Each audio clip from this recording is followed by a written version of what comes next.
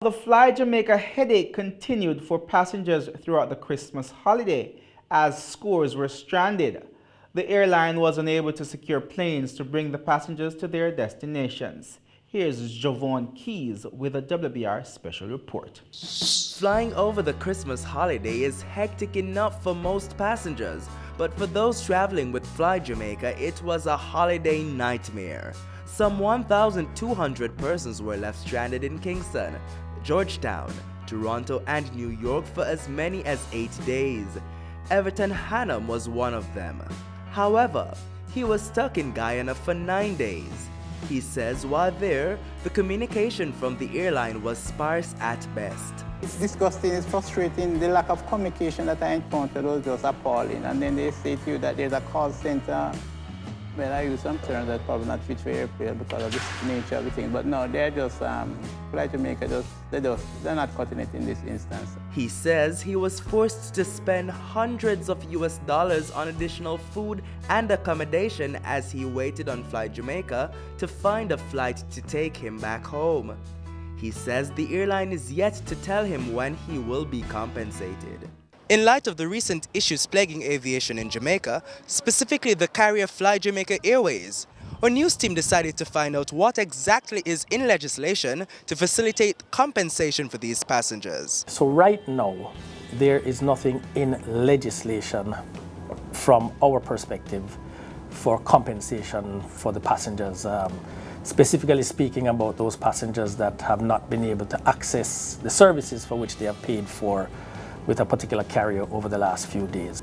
When we became aware of the challenges, we made contact with the carrier because whilst we may not have the legislative instruments now to enforce anything at this time, there's still an obligation for them to meet that schedule.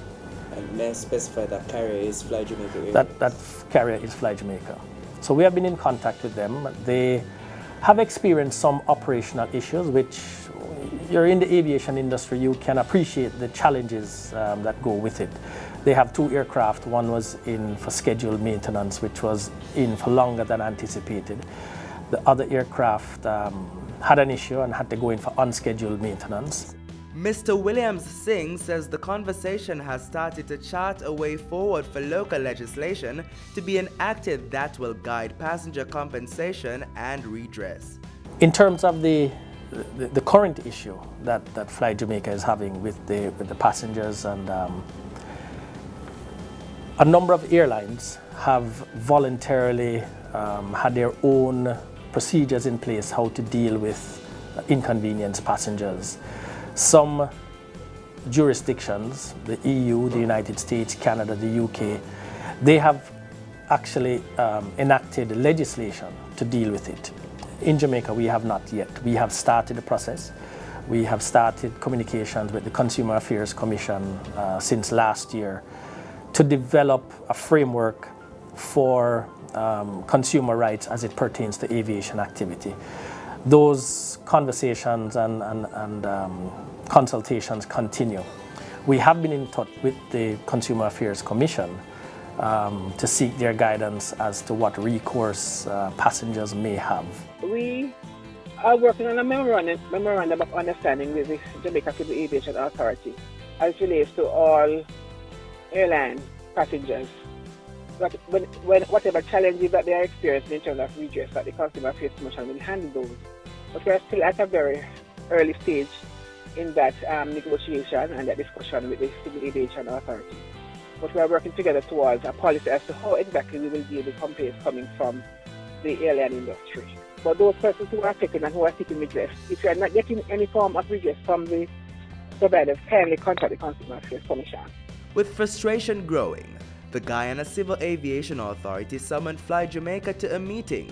The authorities told Fly Jamaica officials it was disappointed with the airline's operations, delays, cancellations, and the way it treated passengers.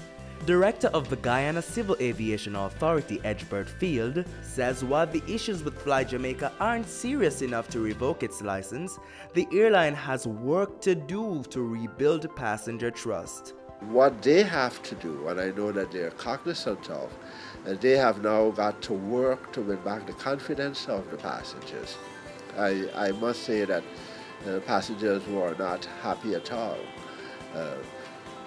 And they're aware of it. It's not something new that I'm saying.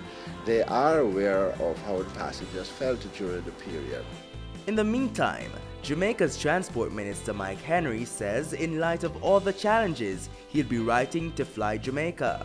To ask them to improve their communication levels with the public and with the press, and by extension, right, ensuring that they recognize they have a greater obligation to us, right, by the very use of the word Jamaica. But I underline that with the fact that I understand small airlines have a struggle as against those like American, which are subsidized very strongly by their own government. BATV News has consistently sought to get interviews from Fly Jamaica officials to discuss the challenges. However, despite promising to speak with us on several occasions, the airline has failed to make good on those promises, oftentimes rescheduling or cancelling at the last minute.